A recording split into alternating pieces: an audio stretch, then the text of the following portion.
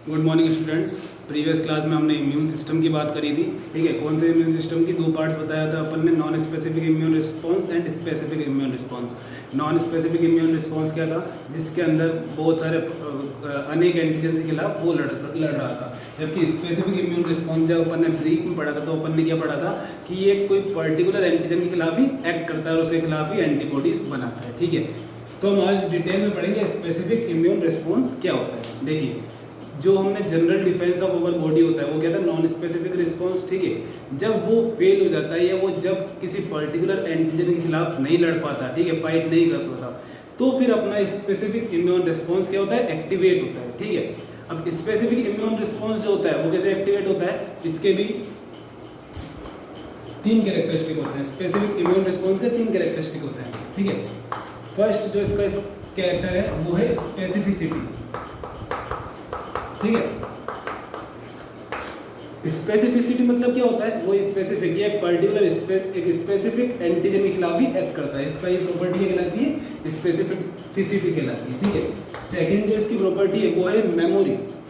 ठीक है, सेकंड इसकी जो मेमोरी है वो क्या कहलाती है, मेमोरी, कि ये कोई पर्टिकुलर एंटीजन जो अपनी बॉडी को जिसने कभी अटैक किया था, ये बॉडी में उसकी मेमोरी बना लेता है। मेमोरी बना लेता है इन द सेंस कि मान लीजिए एक बार एंटीजन ने अटैक करा अपनी बॉडी पे, ठीक है, उसके खिलाफ फाइट हुई, अपना इम्यून सिस्टम ने उसके खिलाफ फाइट की और उस पर्टिकुलर एंटीजन से अपन को निजात मिल गया। ठीक है, वो डेथ, उसकी उस एंटीजन की डेथ हो गई और अपन वापस हेल्दी हो गए।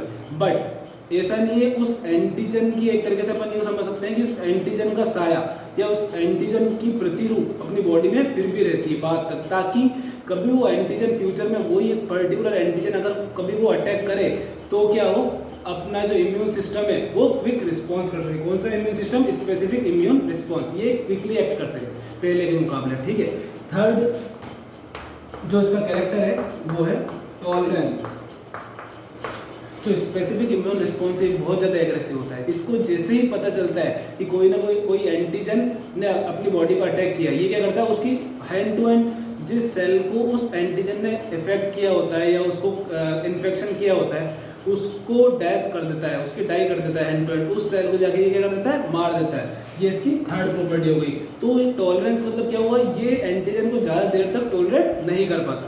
तो अपन ने तीन प्रॉपर्टी पढ़ ली। स्पेसिफिसिटी मतलब एक पर्टिकुलर एंटीजन को टारगेट करता है, मेमोरी मतलब उस पर्टिकुलर एंटीजन की मेमोरी बना लेता है, और टॉलरेंस इसकी कैपेसिटी है, इसकी जो सहन करने की क्षमता है वो ज़्यादा नहीं है। जैसे ही इसको पता चलता है कि किसी एंटीजन ने पर्टिकुलर किसी ऑर्गन को, किसी सेल को, किसी टिश्यू को इन्फेक्ट किया, ये क्या करता है, वहाँ पर पहुँच के उसकी डेथ करता है। ठीक है, ये अपन ने स्पेसिफिक इम्यून रिस्पॉन्स की तीन क्या पढ़ी, अपन ने प्रॉपर्टी पढ़ी। ठीक है, अब हम बात करते हैं लिम्फोसाइट की।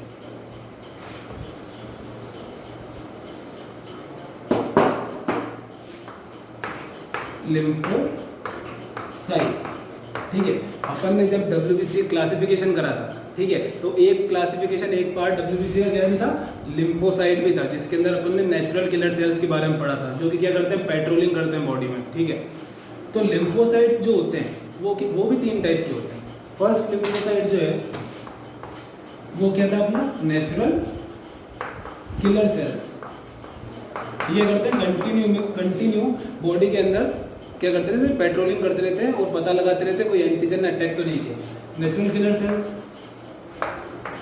सेकंड जो लिम्फोसाइट का पार्ट टाइप है वो है बी लिम्फोसाइट, एंड थर्ड जो पार्ट है वो क्या है, अपना टी लिम्फोसाइट। ठीक है, अब हम थोड़ी बात कर लेते हैं बी लिम्फोसाइट्स और टी लिम्फोसाइट्स के बारे में। बी लिम्फोसाइट्स और टी लिम्फोसाइट्स जो होते हैं वो दूसरे सेल्स के जैसे ही, जैसे RBC, WBC, प्लेटलेट्स, इनके जैसे ही कहाँ पे प्रोड्यूस होंगे, बोन मेरो में। ठीक है, बोन्स की, लार्ज बोन्स की बोन मेरो में क्या होते हैं, ये प्रोड्यूस होते हैं बी लिम्फोसाइट्स और टी लिम्फोसाइट्स। ठीक है, और कुछ लिम्फोइड ऑर्गन्स होते हैं उसके अंदर भी ये प्रोड्यूस होते हैं। ठीक है, उसके बाद अपन बात करते हैं कि ठीक है कि बी लिम्फोसाइट और टी लिम्फोसाइट, ठीक है, ये मैच्योर तो बोन मेरो में होते हैं, बट जो टी लिम्फोसाइट होता है वो ये दोनों प्रोड्यूस तो किसमें होते हैं, अपने बोन मेरो में होते हैं, बट जो टी लिम्फोसाइट होता है वो मैच्योर होने के लिए कहाँ पे जाता है, वो मैच्योर होने के लिए जाएगा अपने थाइमस ग्लैंड में। ठीक है, एक तरह की ग्लैंड है, क्या नाम है उसका, थाइमस ग्लैंड, ठीक है। वो अपन आगे डिटेल से बताऊंगा कि थाइमस ग्लैंड कैसे काम करती है। तो बस अभी तक अपन को ये ध्यान रखना है कि बी लिम्फोसाइट और टी लिम्फोसाइट जो है वो प्रोड्यूस हुआ है अपने कहाँ पे, बोन मेरो में, जिसमें से टी लिम्फोसाइट जो हुआ वो मैच्योर होने के लिए कहाँ पे गया, अपने थाइमस ग्लैंड में, जबकि बी लिम्फोसाइट प्रोड्यूस भी अपने कहाँ पे होगा, बोन मेरो में, और मैच्योर भी कहाँ पे होगा, अपनी बोन मेरो में, ठीक है। इतना समझ में आया। अब देखिए अपनी बॉडी को या अपनी बॉडी के ऊपर करोड़ों एंटीजेंस लगातार अटैक करते रहते हैं, ठीक है। बट बी और टी लिम्फोसाइट की खासियत ये है कि ये पर्टिकुलर एंटीजन को ही अटैक करते हैं। इसका मतलब ये हुआ कि जितने टाइप के, जितने करोड़ों अरबों जितने भी एंटीजेंस आएंगे, सबके लिए B lymphocytes and T lymphocytes क्या होंगे, स्पेसिफिक होंगे, अलग अलग होंगे, ठीक है। अब हम क्या करते हैं, अब हम इन सेल्स को, बी और टी सेल्स को टोटली पढ़ते हैं थोड़ा। सबसे पहले हम टी सेल्स की बात कर लेते हैं, ठीक है। जैसे कि मैंने बताया, जो टी सेल्स होते हैं वो प्रोड्यूस कहाँ पे होते हैं, बोन मेरो में होते हैं, और ये मैच्योर होने के लिए कहाँ पे जाते हैं, अपने थाइमस ग्लैंड के पास जाते हैं। अब कैसे ये मैच्योर कैसे होते हैं, देखिए थाइमस जो ग्लैंड है, थाइमस ग्लैंड जो होती है अपनी, ठीक है, वो एक हार्मोन रिलीज करती है जिसका नाम क्या होता है, थाइमोसिन। इसका नाम क्या है, थाइमस ग्लैंड द्वारा एक हार्मोन निकाला जाता है थाइमोसिन, और जिसका फंक्शन क्या होता है, टी सेल्स को क्या करना, मैच्योर करना, ठीक है, मैच्योरेशन ऑफ टी सेल्स, ठीक है।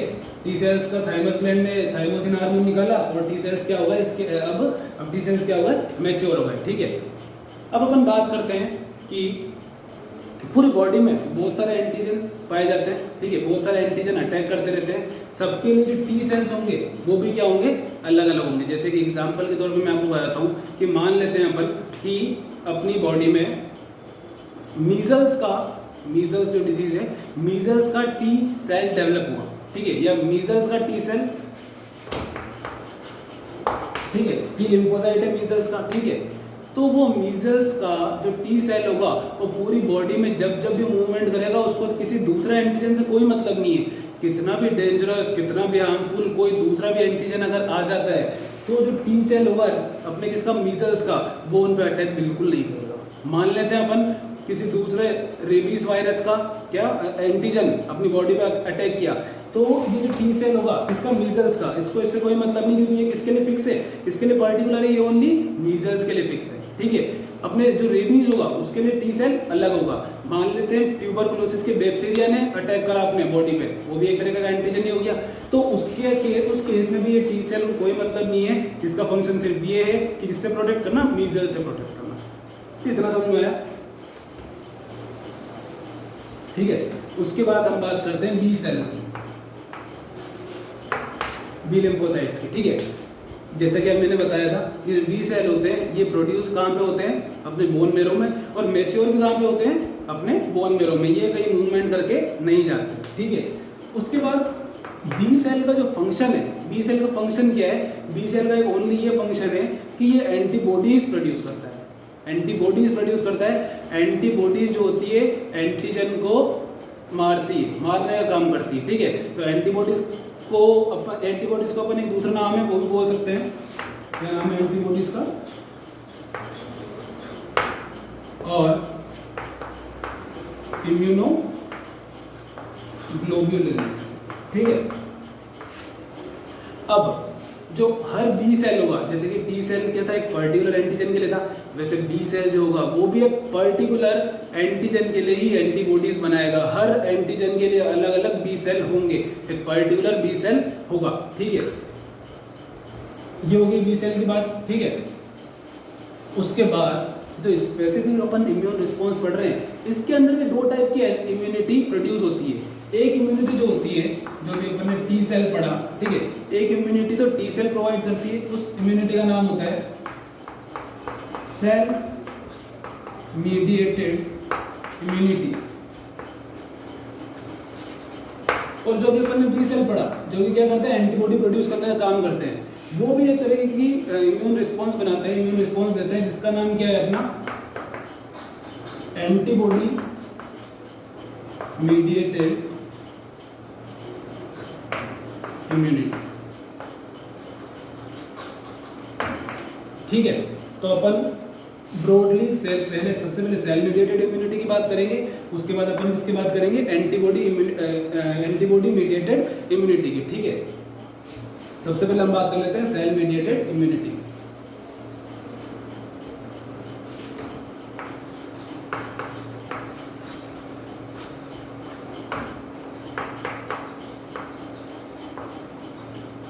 जैसे कि हम सभी जानते हैं कि जो सेल मीडिएटेड इम्यूनिटी है वो कौन बनाता है, वो बनाते हैं अपने टी सेल्स। ठीक है, टी सेल्स बनाते हैं। अब अपन ने जैसे कि प्रीवियस क्लास में पढ़ा था कि जो मैक्रोफेजेस होते हैं वो क्या करते हैं, एंटीजन को एनगल्फ कर लेते हैं, उनको खा जाते हैं। ठीक है, और बाद में उस एंटीजन को खाने के बाद वो क्या करते हैं, खुद के सरफेस पे, खुद के आउटर सरफेस पे वैसे ही एक मास्क क्रिएट कर देते हैं उसी एंटीजन का। वापस सुनना, अपन ने क्या पढ़ा था कि मैक्रोफेजेस जो होते हैं, सबसे पहले वो जो एंटीजन आता है, जो एंटीजन अपनी बॉडी पे अटैक करा जिसने, उसको सबसे पहले उन्होंने क्या करा, एनगल्फ करा, खा लिया। उसके बाद क्या करा, खुद की सरफेस पे, आउटर सरफेस पे उसी एंटीजन का क्या बना दिया उन्होंने, चित्र सा बना दिया। ठीक है, ताकि क्या हो, ताकि तुम्हारा स्पेसिफिक इम्यून रिस्पॉन्स एक्टिवेट हो। तभी तो बोला जाता है कि जो अपने ये सेल मीडिएटेड इम्यूनिटी होती है, ठीक है, वो क्या करती है, एक तरीके से नॉन स्पेसिफिक रिस्पॉन्स और एक स्पेसिफिक रिस्पॉन्स के बीच में लिंक करने का काम करती है। ठीक है, मैक्रोफेजेस भी यही काम करते हैं। ठीक है, तो अभी अपन सेल मीडिएटेड इम्यूनिटी पढ़ रहे हैं। अब क्या हुआ, कोई मैक्रोफेज ने एंटीजन को एनगल्फ करा, उसके चारों तरफ अपनी एंटीजन की क्या बना लिया, मास्क सा बना लिया, उसकी शक्ल सी बना ली। उसके बाद क्या होगा, जैसे ही तुम्हारे टी सेल्स मूवमेंट करते करते एक पर्टिकुलर पूरी बॉडी में जैसे मूवमेंट करेंगे, अगर उनको किसी सेल के बाहर ऐसा स्ट्रक्चर कुछ दिखता है एंटीजन का, तो वो क्या करेंगे, उसके ऊपर अटैक करेंगे। अब अटैक करने के बाद जैसे ही टी सेल ने अटैक करा, ठीक है, उसके बाद की प्रोसेस क्या होती है मैं समझा देता हूँ। तो टी सेल्स होते हैं, ठीक है, वो डिवाइड हो जाते हैं और वो फिर उनका अलग अलग काम होता है। ठीक है, सबसे पहले जो टी सेल था जो डिवाइड हुआ, उसका क्या नाम रखा अपन ने, साइटोटॉक्सिक सेल। क्या रखा अपन ने नाम, साइटोटॉक्सिक सेल। ठीक है, सेकंड जो टी सेल का टाइप था वो था हेल्पर टी सेल। ठीक है, थर्ड जो सेल था उसका नाम अपन रखते हैं मेमोरी टी सेल। ठीक है, और जो फोर्थ वन है उसका अपन ने क्या नाम रखा, सप्रेसर टी सेल। ठीक है, सप्रेसर टी सेल अपन ने नाम रख दिया। अब देखो सबसे पहले अपन एक एक फंक्शन, वो सिंपल फंक्शन है, साइटोटॉक्सिक सेल। ठीक है, साइटोटॉक्सिक, टॉक्सिक से अपन को एक समझ में आ रहा है टॉक्सिन। ठीक है, तो ये क्या करते हैं, जो सेल इनको क्या करता है, एंटीजन जैसा दिखता है, उनके पास में जाके ये उनसे बाइंड होते हैं, साइटोटॉक्सिक सेल। ठीक है, और क्या करते हैं, टॉक्सिन रिलीज करते हैं, जहर सा रिलीज करते हैं, जिससे कि उस टॉक्सिन से वो एंटीजन की क्या हो जाती है, डेथ हो जाती है। सिंपल है बहुत, वापस सुनना। साइटोटॉक्सिक सेल ने क्या किया, जो एंटीजन था, जो एंटीजन का सरफेस था, उसके ऊपर पास जाके ये स्टिक हुए, चिपक गए और पास में दोनों कांटेक्ट में है। अब पास में क्या करा इन्होंने, एक तरीके का टॉक्सिन रिलीज करा, उस टॉक्सिन से क्या होगा, जो एंटीजन वाला स्ट्रक्चर था उसकी क्या हो जाएगी, डेथ हो जाएगी। ठीक है, इतना समझ में आया।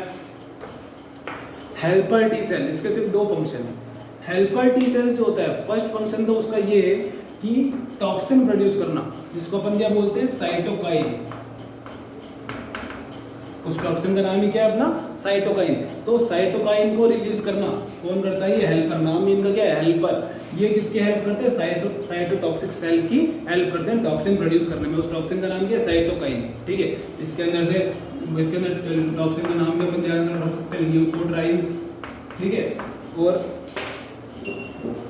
इंटरफेरॉन्स, है ना।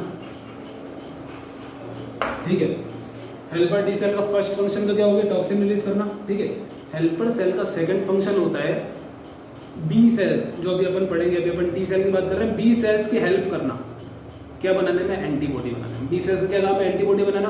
तो बी सेल्स को हेल्प करना क्या बनाने में, एंटीबॉडीज बनाने में। अब अपन हर जगह बहुत 11th-12th क्लास में अपनी एनसीईआरटी बुक में अपन ये पढ़ लेते हैं कि जो टी सेल्स होते हैं वो बी सेल्स की हेल्प करते हैं एंटीबॉडी बनाने में, पर कोई ये नहीं जानता कि हेल्प होती कैसे। जो टी सेल्स होते हैं, ठीक है, जो अपने टी सेल्स हैं, सबसे पहले ये ही जाके बी सेल्स को स्टिमुलेट करते हैं, ठीक है, तो एक तरीके से उकसाते हैं कि तू एंटीबॉडी बना। अगर टी सेल्स ने जाके बी सेल्स को एक्टिवेट नहीं करा, तो स्टिमुलेट नहीं करा, तो बी सेल्स एंटीबॉडीज नहीं बनाएंगे और एंटीबॉडीज का प्रोडक्शन ही नहीं होगा। तो ऐसे ही क्या करते हैं, टी सेल्स जो होते हैं तुम्हारे, वो क्या करते हैं, बी सेल्स की हेल्प करते हैं। जो हेल्पर सेल्स होते हैं वो क्या करते हैं, बी सेल्स की हेल्प करते हैं और फिर वो एंटीबॉडी बनाता है, ठीक है। Third, memory T cell. Memory T cell क्या हो गया, वही बात हो गई कि जब एक बार किसी पैथोजन ने, एंटीजन ने अटैक करा था अपनी बॉडी में, ठीक है, तो एंटीबॉडीज वगैरह सब कुछ बन गया, पूरा इम्यून रिस्पॉन्स ने अपना फंक्शन कर लिया। उसके बाद भी कई दिनों तक, कई सालों तक ये जो मेमोरी टी सेल होते हैं ये अपनी बॉडी में रहते हैं, ताकि कभी फ्यूचर में वो सेम एंटीजन अपनी बॉडी पर अटैक करे तो जो तुम्हारा सेल मीडिएटेड इम्यूनिटी है वो फास्ट एक्टिवेट हो जाए, ज़्यादा उसको टाइम ना लगे, ठीक है। ये मेमोरी टी सेल का फंक्शन हो गया। लास्ट में suppressor T cell. Suppressor cell, इनका क्या फंक्शन होता है, इनका फंक्शन सिर्फ ये होता है कि बी और टी, एक्टिवेटेड बी और टी सेल्स जो होते हैं उनको सप्रेस करना। जब इन्फेक्शन खत्म हो चुका है, डिजीज खत्म हो चुकी है, तो सप्रेसर टी सेल का काम क्या है, जो बी और टी सेल्स है उनको क्या करना, स्टॉप करना, ठीक है, ताकि वो एंटीबॉडी वगैरह बनाना बंद कर दे, ठीक है। ये अपन ने टी सेल्स के बारे में बात कर ली, ठीक है। अपन बात करते हैं बी सेल्स के बारे में, ठीक है। जो बी लिम्फोसाइट्स होते हैं, जो बी सेल्स होते हैं, वो टी लिम्फोसाइट्स की तरह ज़्यादा मोटाइल नहीं होते, ज़्यादा मूवमेंट नहीं करते। वो एक ही जगह या तो अपने लिम्फोइड ऑर्गन्स में पड़े रहते हैं, ठीक है, या फिर वो अपने जो लिम्फ नोड्स होती है, ठीक है, उसके अंदर ही रहते हैं, ठीक है। अब क्या होता है, जैसे ही टी सेल्स ने बी सेल्स को एक्टिवेट करा कि भाई कोई एंटीबॉडी, एंटीजन ने अटैक किया है, तो क्या होता है, ये जो, हाँ एक बात और ध्यान देने वाली है यहाँ पे, टी सेल्स को ज़रूरत पड़ती है जब वो मूवमेंट करते हैं, तो टी सेल्स के अगर कोई मुखौटा नहीं दिखा, कोई मास्क नहीं दिखा एंटीजन का, तो वो एक्टिवेट नहीं होगा, है ना। बट बी सेल्स के लिए ऐसा नहीं है, उनको खुद ही पता पड़ जाता है, अगर कोई मुखौटा ना हो तो भी, कोई मास्क ना हो तो भी एंटीजन का, ठीक है। तो बी सेल्स जो होते हैं उनको किसी एक तरीके से मेम्ब्रेन की या किसी पहचान की जरूरत नहीं है एंटीजन की, वो खुद ब खुद एक्टिवेट हो जाते हैं और पता लगा के क्या करेंगे, अब वो उन्होंने पता लगाया जैसे एंटीजन का, तो क्या करेंगे, वो वहाँ पे उससे बाइंड हो जाएंगे एंटीजन से जाके, और फिर वही क्या बोलते हैं उसको, फिर बी सेल्स जो होते हैं वो डिवाइड होना स्टार्ट करते हैं, ठीक है। अब बी सेल्स जो होते हैं, जैसे टी सेल्स 4 सेल्स में डिवाइड हुए थे, बी सेल्स जो होते हैं वो 2 सेल में डिवाइड होते हैं, ठीक है। एक है अपना प्लाज्मा सेल, ठीक है, और दूसरा अपना जो था वो क्या था, मेमोरी बी सेल, ठीक है। प्लाज्मा सेल और memory cell, memory B cell. Plasma cell का काम इतना सा है सिर्फ कि एंटीबॉडीज बनाना। एंटीबॉडीज कौन बनाता है, इम्यूनोग्लोबिन्स कौन बनाता है, प्लाज्मा सेल बनाता है, ठीक है। ये ज़्यादा लॉन्ग लिव नहीं होता, ये 1 दिन से भी कम लाइफ होती है इसकी, बट ये मिलियंस ऑफ मॉलिक्यूल्स किसके बना देता है, एंटीबॉडीज के बना देता है, ठीक है, कौन, प्लाज्मा सेल। और जबकि मेमोरी बी सेल का काम क्या होता है, मेमोरी बी सेल का सिर्फ ये काम होता है कि जैसे ये टी मेमोरी थी वैसे ही बी मेमोरी सेल होता है, अगर फर्दर फ्यूचर में कभी सेम एंटीजन ने अटैक किया तो ये क्या करता है, ये मेमोरी इसके पास पड़ी होती है और ये फास्टली उसी एंटीजन को बहुत पावरफुली और फास्टली क्या करेगा, रेस्पॉन्ड करेगा, ठीक है। ये अपने मेमोरी सेल होगा, प्लाज्मा सेल होगा, ठीक है। अब अपन बात करते हैं इम्यून रेस्पॉन्स की, ठीक है। ये 2 तरह का होता है, फर्स्ट होता है प्राइमरी रेस्पॉन्स, ठीक है, और सेकंड होता है अपना सेकेंडरी रेस्पॉन्स, ठीक है। प्राइमरी रिस्पॉन्स क्या हुआ, जब किसी एंटीजन ने फर्स्ट टाइम लाइफ में किसी बॉडी को, ह्यूमन बॉडी को अटैक किया, फर्स्ट टाइम था ये उसका, तो जो अपनी बॉडी ने या अपने इम्यून सिस्टम ने जो रेस्पॉन्स दिया उसको प्राइमरी रेस्पॉन्स बोलते हैं, ठीक है। सेकेंडरी रेस्पॉन्स क्या हुआ, कोई एक पर्टिकुलर एंटीजन ने सेकंड बार या उससे थर्ड बार, फोर्थ बार, 3 बार या चौथी बार किसी बॉडी पर अटैक किया, किसी पर्टिकुलर वायरस ने तीसरी या चौथी बार या दूसरी बार किसी बॉडी पर अटैक किया, उसको अपन बोलते हैं सेकेंडरी रेस्पॉन्स। यहाँ पे दोनों में डिफरेंस ये है कि जो प्राइमरी रिस्पॉन्स होता है उसके लिए एंटीजन नया होता है तो टाइम लगता है, ठीक है, एंटीबॉडीज वगैरह बनने में, जबकि सेकेंडरी रिस्पॉन्स में जो सेकेंडरी रिस्पॉन्स होता है वो 10 से 15 गुना ज़्यादा स्ट्रांग होता है और उसमें ज़्यादा टाइम भी नहीं लगता एंटीजन की डेथ करने में, ठीक है। ये अपने प्राइमरी और सेकेंडरी रिस्पॉन्स होगा, ठीक है। उसके बाद जो हमारा लास्ट टॉपिक आता है वो है इम्यूनिटी। एक्वायर्ड इम्यूनिटी कितने टाइप की होती है? एक्वायर्ड इम्यूनिटी, ठीक है, ये भी 2 टाइप की होती है, एक्टिव एंड पैसिव, ठीक है। एक्टिव 2 टाइप की है, ठीक है, फर्स्ट है नेचुरल, ठीक है, सेकेंड है आर्टिफिशियल। सेम इसमें भी यही है, नेचुरल एंड आर्टिफिशियल, ठीक है।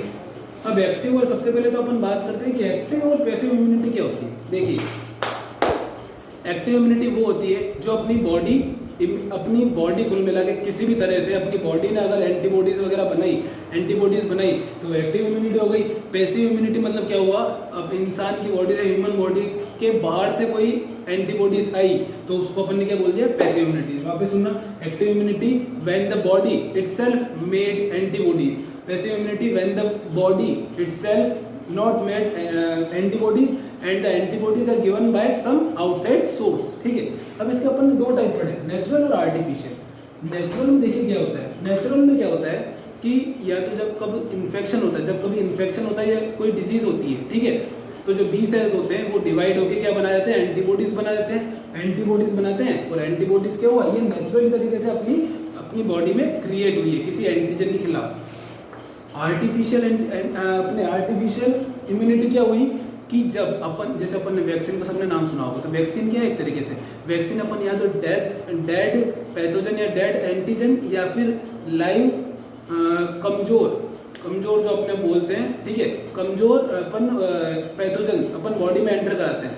जब अपन ने कमजोर पैथोजन, वीक पैथोजन अगर अपन ने बॉडी में एंटर करा है तो क्या होगा, अपना इम्यून सिस्टम, सीधी सी बात है, एंटीजन तो ही वो कैसा भी है, भले वीक है भले डेड है, तो अपना इम्यून सिस्टम जो होगा वो एक्टिवेट होगा। वो एक्टिवेट होकर क्या बनाएगा, जो बी सेल्स होंगे उसके वो क्या बनाएंगे, उसके खिलाफ एंटीबॉडीज बनाएंगे। तो कुल मिला के एंटीबॉडीज बनी तो कहाँ, शरीर में ही बनी, शरीर नहीं बनी, अपने इम्यून सिस्टम नहीं बनाई, ठीक है। ये होगी एक्टिव इम्यूनिटी।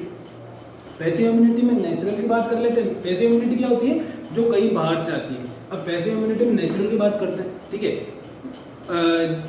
ड्यूरिंग प्रेगनेंसी, जब प्रेगनेंसी के दौरान जब जो कोई बच्चा माँ के पेट में रहता है, जिसको अपन फीटस बोलते हैं ना, तो बहुत सारी एंटीबॉडीज मैटरनल, जो कि जिसको अपन मैटरनल एंटीबॉडीज भी बोलते हैं। मैटरनल एंटीबॉडीज एक ऑर्गन होता है प्लेसेंटा, जो कि एक लिंक होता है, कनेक्टिंग लिंक होता है बच्चे और माँ के बीच में, ठीक है, मदर एंड बेबी के बीच में।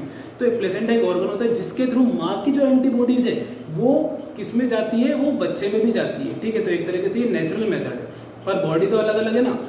मदर की इम्यूनिटी किस में जा रही है, चाइल्ड में जा रही है, ठीक है। तो या तो वो जो इम्यूनिटी होगी, ठीक है, वो कुछ इम्यूनिटी अपन बात करेंगे, अलग अलग टाइप की अपनी एंटीबॉडीज गई थी, ठीक है। या तो वो इम्यूनिटी कैसे जाएगी, मिल्क के थ्रू जाएगी, ठीक है, जब ब्रेस्ट फीडिंग होती है उसके दौरान एंटीबॉडी जाएगी, ठीक है।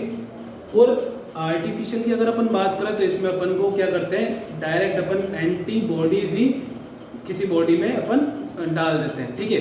जैसे कि अभी कोरोना वायरस के केस में प्लाज्मा थेरेपी भी एक ट्रीटमेंट चल रहा है कि कोई अगर पर्सन था, अगर वो सही हो चुका है तो उसके अंदर एंटीबॉडीज तो बनी है, तभी तो वो सही हुआ है। उस एंटीबॉडीज को या उस प्लाज्मा को निकाल के उस पर्सन में से, ट्रीटेड पर्सन में से सही हुआ जो पर्सन, उसमें से और किसी जो बीमार है उसके अंदर डाल देंगे अपन, तो ये क्या हो गई, एक तरीके से आर्टिफिशियल इम्यूनिटी हो गई। अगली क्लास में हम बात करेंगे टाइप्स ऑफ एंटीबॉडीज, ठीक है। Thank you, have a nice day. अगर वीडियो अच्छा लगा हो तो please like, subscribe and share करना ना भूलना।